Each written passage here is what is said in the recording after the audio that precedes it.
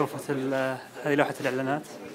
بتلاحظون هنا هذا القزاز الخارجي والالجوريثم مكتوبة زي It's like in the Facebook movie.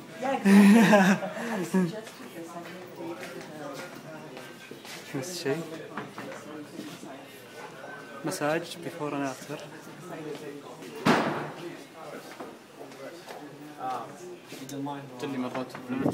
I don't mind photos in any public space.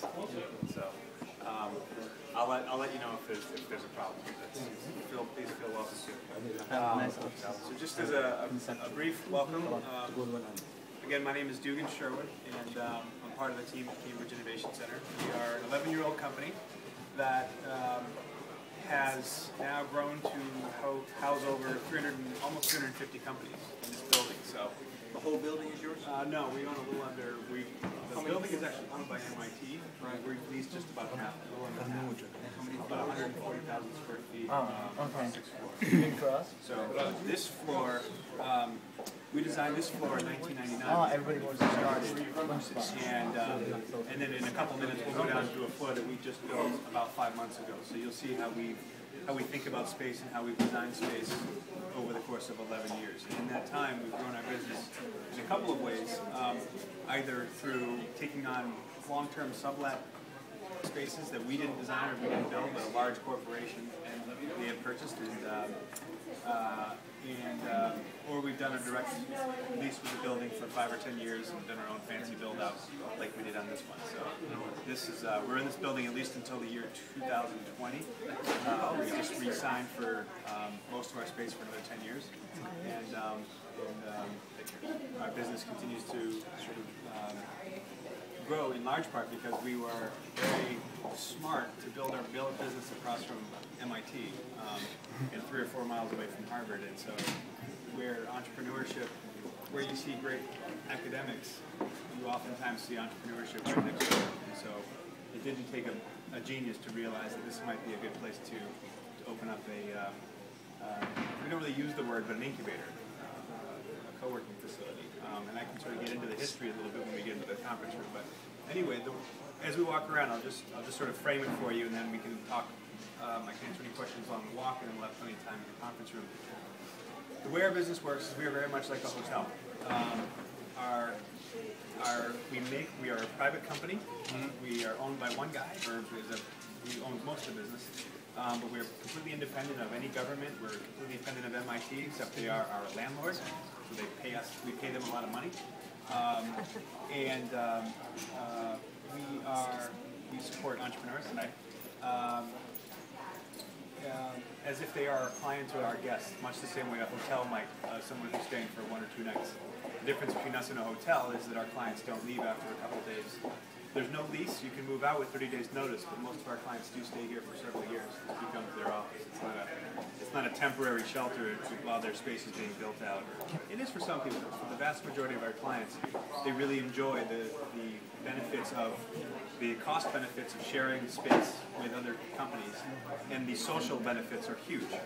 With almost 1,000 people who are all at similar positions and stations in their company's life, many of which are coming from Harvard or MIT or schools in Boston or from all over the world.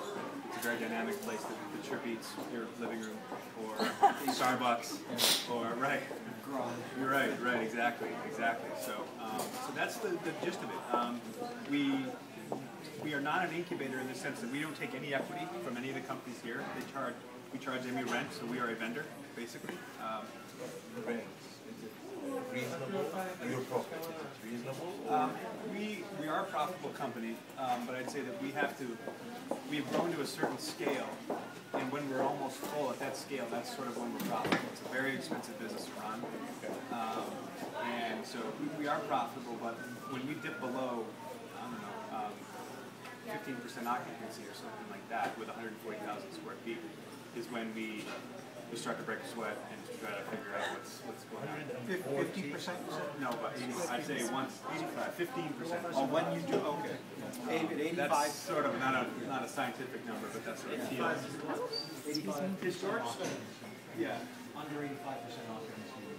Historically, we've been in the fortunate position of being full, which has allowed us to grow over the past 11 years and not have to take investors or, you know, for other forms of revenue, we've been able to really just charge a reasonable market rate for our rent. And our business really is. It's going to be on YouTube 30 minutes.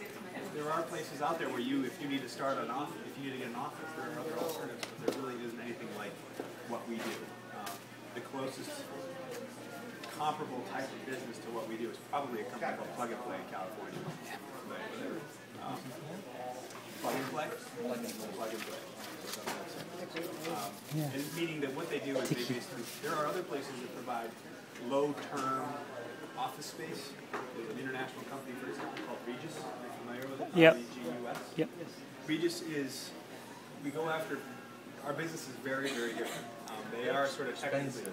What's that? Very expensive. They're Luxurious compared to this. The next step.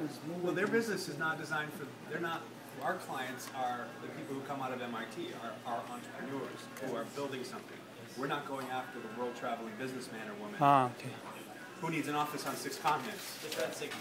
Exactly. And so, but they have an office 80 feet away. So when someone shops us, oftentimes if they're doing a Google search for flexible office space in the Boston area, they might find both of us and they'll shop us both. When they come through, it's a very different experience. And I can get into our pricing and our services, but as you walk around, everything that we have here is included. Regis, for example, is a la carte. Everything you have at Regis, whether it's booking a conference room or sending a fax or picking up your phone and calling somewhere, they charge you by the use.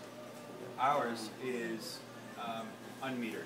We don't watch how much use you pay a fixed monthly fee. You just cover fixed cost. Right. Well, no, we build in with a flat rate. So regardless of how you use the space, we don't track how many copies you make or how many cups of coffee you take, how many hours of conference or space. It's all based on sort of common sense use. Yep. And so we found that if you don't draw hard lines in the sand, people don't walk up to it and challenge you.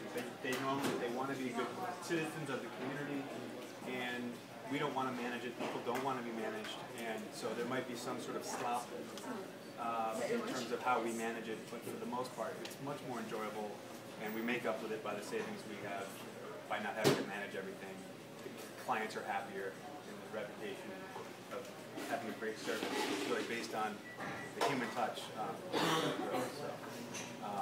Any questions before we'll do a quick loop with this floor and then we'll head down. You have a problem with entrepreneurs having clients coming here and they say that they see that they have an incubator and they segregate.